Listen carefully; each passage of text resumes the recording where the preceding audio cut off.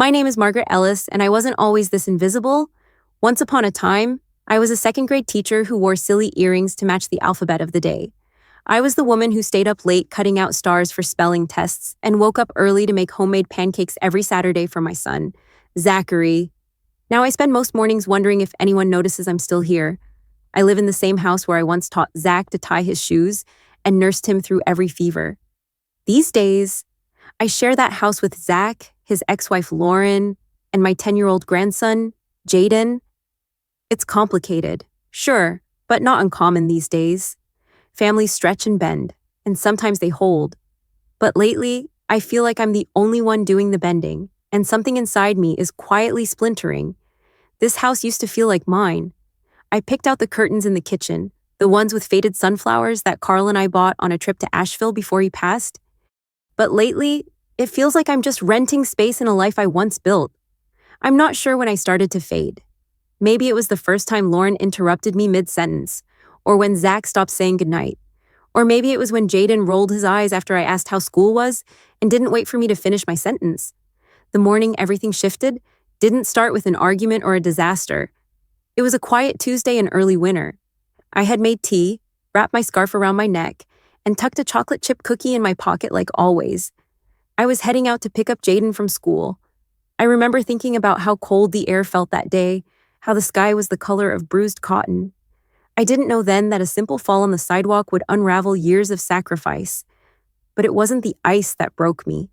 It was what happened after I walked through the front door, limping and bleeding, and no one even looked up. Not Zach, not Lauren, not Jaden. That was the moment I realized something painful. You don't have to scream to disappear. Sometimes, you just stop being noticed. And that's where my story really begins.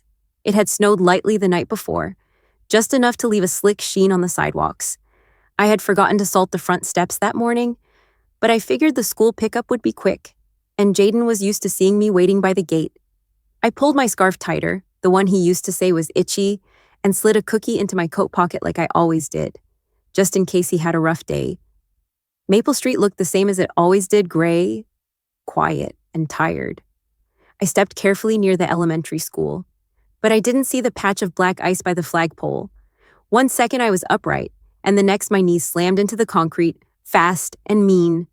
The pain was sharp, immediate. My jeans ripped at the knee, and I could already feel the warmth of blood soaking through the fabric. I sat there for a second, stunned, teeth clenched, then pulled myself up before anyone could notice. By the time I reached the gate, Jaden was standing there with his arms crossed, staring at the ground like he'd been waiting forever. I called his name. He didn't look up, just tossed his backpack in my direction and started walking ahead of me. My knee throbbed with every step. The wind cut through the opening in my coat, and my scarf had come loose, flapping against my shoulder like it didn't belong. I tried to keep up with Jaden, but he didn't once glance back or ask why I was limping. When we got home, the door creaked open and shut behind us. Zach was standing in the hallway, arms crossed like some disappointed supervisor. He said I was 10 minutes late. I didn't answer. My leg was burning, and I just wanted to sit down. Lauren breezed past without looking at me and asked if dinner would be early. I nodded without saying a word, stepping past them both. My coat dripped snowmelt onto the floor, leaving little puddles behind me as I made my way to the bathroom. I peeled off my jeans with shaking hands. Blood had dried in jagged streaks, the wound deeper than I thought. I rinsed it under cool water, biting my lip to keep from crying out, then wrapped it with gauze I found in the back of the cabinet. Upstairs, Jaden was laughing at a YouTube video. Downstairs, the television buzzed with some game show, the volume too high and the voices too loud. I stood in the hallway for a moment, alone in a house filled with people, and felt nothing but tired. I went into the kitchen, limping, my socks damp from the snow. No one had set the table. No one had noticed anything. I opened the fridge, found a container of leftover soup, and poured just enough for myself into a small pot on the stove. When it was ready, I ladled it into the chipped blue bowl Jaden used to call his superhero bowl. He hadn't touched it in years. I sat at the far end of the table, away from the noise, the heat from the soup warming my palms more than my chest. Zach had his AirPods in, staring at his laptop. Lauren was scrolling on her phone. Jaden was still upstairs. No one looked at me. No one asked why I was eating alone. No one noticed I had set only one place. The only warmth in that room came from the bowl in front of me and the space heater humming by the sink. I took a spoonful and tried not to cry when the pain in my knee made me flinch. That was the moment I realized what silence really felt like. It wasn't peaceful, it was erasure. And that kind of silence speaks louder than anything I've ever heard. I used to believe that love lived in the little things, folding socks into matching pairs, keeping a fresh stack of dish towels by the sink, remembering that Jaden liked his pancakes with powdered sugar and Zach preferred his with blueberries, but never both. So I kept doing those things. Every morning, I still made breakfast like it mattered. I poured cereal into bowls they never touched and stacked lunches in the fridge even though Lauren usually ordered takeout an hour later. I ironed Zach's shirts the way I used to when he had school plays and piano recitals. Now it was for business meetings and client calls. But I still pressed the collars and folded the sleeves with the same care. I told myself it helped, even when I found them crumpled at the bottom of the laundry basket days later. Jaden used to sit with me while I cooked. He'd stir pancake batter and ask for extra chocolate chips. These days, he just mumbled from the stairs asking if we had Pop-Tarts. One morning, I placed a plate of fresh pancakes in front of him, the way I always had. He didn't look up. He just asked if there was any syrup left and pushed the plate away. Lauren laughed once when she saw me whisking batter from scratch. She said I could just buy mix online like everyone else. Then she walked out of the kitchen, her heels clicking across the tile, leaving the scent of hairspray and something sharp behind her. I stood there stirring a bowl no one wanted. It wasn't that they were cruel. It was worse. They had stopped seeing me. I became part of the background, like the coffee maker or the hallway rug that never quite stayed flat, familiar, useful, and entirely forgettable. The worst of it came one night when I was in the kitchen drying dishes. The TV was playing some show I couldn't follow, and the dishwasher hummed softly beside me. Zach's voice cut through the noise. He wasn't yelling, he didn't even know I could hear him. He said I was becoming more of a burden every day. I didn't drop the plate, I didn't gasp. I just kept wiping the same dish over and over with the same towel I had used for years. My hands were steady, but something inside me cracked in a way that felt permanent. Lauren didn't say anything in response. She just nodded, scrolling through her phone, her face lit by the soft blue glow of disinterest. It wasn't an argument. There was nothing to fight. It was a verdict passed in silence. After that, I stopped asking what anyone wanted for dinner. I still made meals, but I stopped hoping they'd notice. I folded clothes, but I didn't check for thank yous. I filled the pantry, restocked the bathroom, folded the bath mats. I kept doing all the things that once said I love you. But now, each act felt like a quiet reminder of how invisible I had become. 100 little cuts that never healed. And some days, I couldn't tell if I was still bleeding or just numb. The basement was colder than I remembered. The kind of cold that clings to your sleeves and settles into your joints. I had come down to find the holiday plates Lauren asked about, hoping the distraction would pull me out of my own head for a while. The air smelled like cardboard and cedar. I stepped over a broken lamp, past a stack of bins labeled Zach, College and Jaden, baby stuff, and made my way to the far corner where the cookie tins and mismatched bowls were crammed into old shelves. That's when I saw it. A pale green tin box, faded with time, with tiny pink roses on the lid and a rusted latch barely holding on. I hadn't seen it in years. I didn't even remember bringing it down here. My fingers hesitated before opening it. Inside, everything was still there, dozens of index cards, yellowed at the edges and stained with vanilla and cinnamon. Some were written in my handwriting, some in my mother's careful script, and a few clumsy ones in Carl's blocky print from the early days of our marriage. Recipes for apple crumble, baked mac and cheese, strawberry jam cake that no one really liked, but I still made every Christmas. I picked up a card and smiled at the smudge of marinara in the corner. It was like holding a little time capsule, each card a moment from a life that used to feel full. Tucked behind the lemon bar recipe was a folded note. The ink had faded, but I knew the words without needing to read them. Carl wrote it after his first heart surgery, years ago when I made every low-sodium meal with herbs from the garden and locked the salt shaker in the cupboard. Thanks for keeping me alive. That was all it said. He never handed it to me. He just slipped it into the recipe box one day, trusting I'd find it eventually. And now, I had. I sat down on the basement steps, the tin still open in my lap. The light bulb overhead buzzed faintly, casting long shadows against the cement wall. I didn't cry right away. It started slow, quiet tears rolling down my cheeks, no sobbing, no shaking, just the kind that come from a place too deep for sound. I had forgotten how much love used to live in this house. Not loud, but steady. Not perfect, but present. And sitting there with my fingers brushing old paper and dried ink, I realized how far I'd drifted from that version of my life. The house upstairs was full of noise, but none of it felt like love.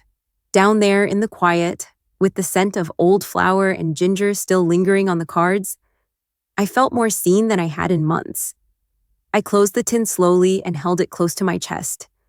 Not because I needed a recipe, but because I needed to remember I had once been cherished, and for a brief moment, that memory was enough to keep me warm. The morning of the holiday concert started like most others. I was already in the kitchen before the sun rose, mixing cinnamon into the dough and preheating the oven. The house was still quiet, and for a moment, I let myself pretend that quiet meant peace. The cinnamon rolls were halfway done when I heard Zach stomping down the stairs. His voice came sharp and fast from the hallway, asking where the white shirt was. The one Jaden was supposed to wear for his choir performance? It hit me instantly. I had forgotten to iron it. I meant to. I had it set aside on the chair in the laundry room. But between packing lunches, loading the dishwasher, and kneading dough, it had slipped my mind. I called out that it was clean, just not pressed, that I'd take care of it in 5 minutes. Zach didn't reply. Instead, he walked into the kitchen holding the wrinkled shirt in the air, like it was evidence of some terrible mistake. His voice was lower now, edged with frustration. He said I had one job, that I always made things harder than they needed to be. Behind him, Jaden stood with his arms crossed, eyes narrowed. He said I ruined everything. Not loudly, not with anger, just flat, like he was reading off a fact. And somehow that made it worse. The truth is, I wasn't mad at him. I was just stunned by how easily my name turned into blame. Lauren appeared a moment later, dressed perfectly as always. She took one look at the shirt and shook her head. Said I promised I'd handle it. Then she grabbed her coffee and left the room without waiting for a reply. The cinnamon rolls were still baking, their scent soft and sweet, curling through the air like an apology no one wanted to hear. I leaned against the counter, both palms flat on the cool tile. I didn't say anything. There was nothing left to explain. I watched them gather their things, heard the front door open and close. The hallway echoed with the sound of footsteps and slammed cabinets, but it was the silence after they left that hit hardest. It wasn't relief. It was emptiness. I stood alone in the kitchen with the scent of unfinished warmth and the weight of being forgotten. Again, I looked around at the fridge covered in their calendars, their reminders, their world. There was no space left for mine. I didn't cry. I didn't scream. I just stood there, still and tired, knowing deep in my chest that something had shifted. I had reached the edge of myself, and if I stayed any longer, there would be nothing left to recognize. That was the moment I knew I had to go. Not out of anger, not to teach them a lesson, but to remember that I once existed outside this house, and I deserved to feel whole again. I woke before the sun. The house was still, the kind of quiet that only comes when everyone is asleep and unaware. I moved slowly, careful not to wake anyone, as if even the floorboards understood it was time for me to go. I didn't pack much, just 2 changes of clothes, a warm sweater, my toothbrush, and the photo of Carl and me from the 4th of July picnic years ago. His smile was crooked in that picture, my hair too big, and we looked like 2 people who had once been in love. I placed the recipe box in my bag last. It felt heavier than it used to, maybe because it was carrying more than just recipes now. It carried the parts of me I didn't want to forget, the parts that had been pushed aside. In the kitchen, I turned on the small lamp over the sink. The soft yellow light didn't reach far, but it was enough. I opened the drawer next to the stove and pulled out the stack of old stationery I hadn't touched in years. I didn't write a goodbye. I didn't leave a list of what they had done wrong. I just wrote a letter full of questions. Did you ever really see me? Did it matter to you when I smiled? When I cried? When I bled? Did you know I used to dance in this kitchen when no one was home? I signed it simply, Mom. Then I folded the paper and set it in the center of the kitchen table. I placed a coaster over it, the one that read, Home is where your story begins. At 7:05, Susan's car was already waiting in the driveway. The frost on her windshield shimmered like lace. I slipped on my coat and carried my bag out the door without looking back. Not because I didn't care, but because I had already said everything I needed to say. Before heading to her cottage, we made one stop. I asked Susan if she could take me to the bank. The teller, a kind man in his 60s, recognized my last name and smiled like he had known Carl. He didn't ask questions. I asked to freeze the joint account, the one Carl had opened for me years ago, the one Zach had quietly started dipping into last fall. The banker handed me a clipboard and a pen. I filled out the form with steady hands. I didn't feel vindictive. I felt responsible. It was the first time in a long time I had done something purely for myself. When we stepped outside, the sun had barely risen. The frost was already beginning to melt on the sidewalks, but I still felt cold. Not from the air. From the distance I had finally decided to create. Susan drove in silence, one hand on the wheel, the other gently resting on the thermos between us. At a red light, she looked over and asked if I was okay. I nodded. That was all I had in me. The letter was still on the kitchen table, waiting to be found. But it wasn't for them. It was for me. And that was enough. The cottage sat just past the edge of town, tucked behind an old trail Susan used to walk with her sister every Sunday. It was small, with creaky floorboards and curtains the color of faded lemon drops. The heater made a sound like a smoker's cough, but it worked well enough, and I didn't need much. Susan had cleared a space for me in the spare room, neatly folded sheets on the bed, a chipped lamp on the nightstand. The first night, I slept better than I had in months. No hallway lights flipping on, no phones buzzing at midnight, no footsteps pacing above me. We started baking the next morning. Susan hummed along to a scratched-up Carpenter CD while I measured flour and cracked eggs. I had forgotten how quiet the world could be when no one was interrupting. At first, it was just something to fill the hours. I made cinnamon rolls like I used to on Sundays. Back when Zach was still in school and used to wake up early to sit on the counter, I added a bit of nutmeg this time. I'm not sure why. It just felt right. The scent drifted through the cottage, warm and sweet, curling into the corners like comfort. Susan took one bite and smiled, said it reminded her of 1978. I didn't ask what that meant. I just laughed for the first time in a long time.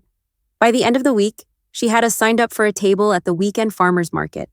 I wasn't sure anyone would buy anything, but she said people in town had a soft spot for things made by hand. She was right. Our spot was between a woman who sold knit scarves and a man who stirred soup from a big silver pot. I was nervous at first, arranging the baked goods like they were fragile. The first customer smiled and said it smelled like their grandmother's kitchen. I nearly cried. That week, we sold out, and the next week, people came back. One man bought 2 cinnamon rolls and said he used to share them with his wife before she passed. He still ate hers in her memory. I wrapped them extra carefully without saying much. Just handed them over the way you hand someone something sacred. In the afternoons, we walked the trail behind the cottage, sometimes in silence, sometimes swapping stories about things we missed or things we were learning to let go of. In the evenings, I sat by the window with tea in hand, watching the sky turn the color of washed denim as the sun disappeared behind the trees. Susan asked me every day how I was doing, not like a habit, like she really wanted to know. I didn't always have an answer, but the asking made something in me soften. I wasn't healed, not yet, but for the first time in a long time, I felt like I was finally beginning, and that small, steady start was more than I thought I deserved.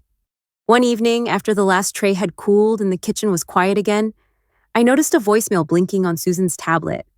I assumed it was from the market coordinator or maybe a customer asking about pickup times, but when I played it, I heard Jaden's voice. He sounded small, not like the boy who once rolled his eyes and tossed his backpack at my feet, but like the child who used to tug at my sleeve and ask for extra syrup.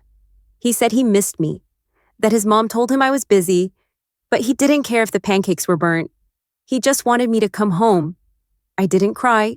I sat down at the table and held the edge of the counter like it was the only thing keeping me grounded. My chest felt like someone had opened a window and let the air in too fast. It ached in a quiet, familiar way. Susan was drying dishes by the sink, her back to me. She didn't say anything at first. Then she placed a cup in the rack and said softly that we raised them too well. I didn't answer. I couldn't trust my voice to stay steady. Instead, I looked at the counter lined with loaves and rolls, the scent of cinnamon still lingering in the air, and I whispered more to myself than to her. I used to make pancakes no one wanted. Now strangers line up for my bread. The morning of the spring fair was bright and breezy, the kind of day that felt like a clean page. I wore the floral blouse Carl once said was too cheerful, and Susan packed cinnamon rolls into a tray lined with parchment. The kitchen smelled like nutmeg and glaze, and for the first time in years, I felt quietly proud of where I was headed.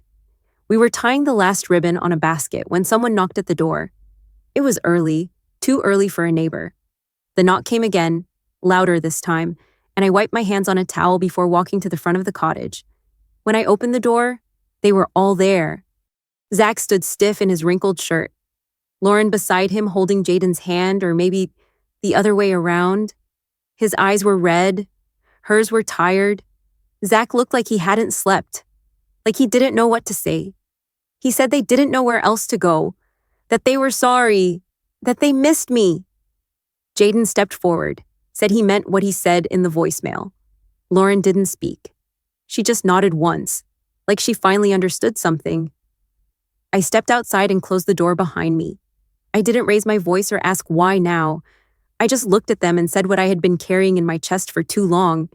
I loved you all, I still do, but I won't live unloved anymore. No one argued. Zach dropped his gaze. Lauren turned away. Jaden gave a small wave from the back seat as they left. I nodded, and that was enough. When I walked back into the kitchen, Susan didn't ask what happened. She just handed me a tray, and we packed the last batch of rolls in silence. The oven beeped. The house smelled like fresh starts, and we still had a fair to get to. I used to think that being needed was the same as being loved, that if I kept giving, kept showing up, kept folding laundry and cooking meals and saying yes, then I would be seen. But over time, I learned that love without recognition isn't love at all. It's obligation wrapped in silence. The truth is, I didn't leave to punish anyone.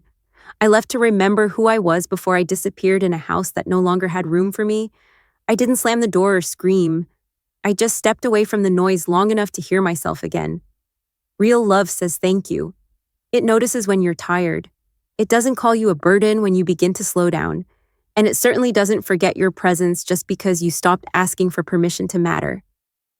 I found my voice in the quiet of a cottage kitchen, in the rhythm of baking bread for strangers who looked me in the eye and smiled like they saw something good, in the sound of someone asking how I was and actually waiting for the answer.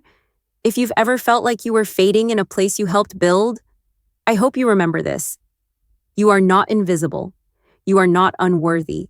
And you do not have to stay where love no longer lives. So ask yourself gently, who stopped hearing you or who have you stopped listening to? Both answers matter. And if this story touched something quiet in you, I hope you'll share it.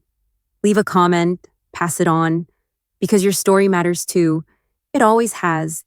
Maybe now is the time to tell it.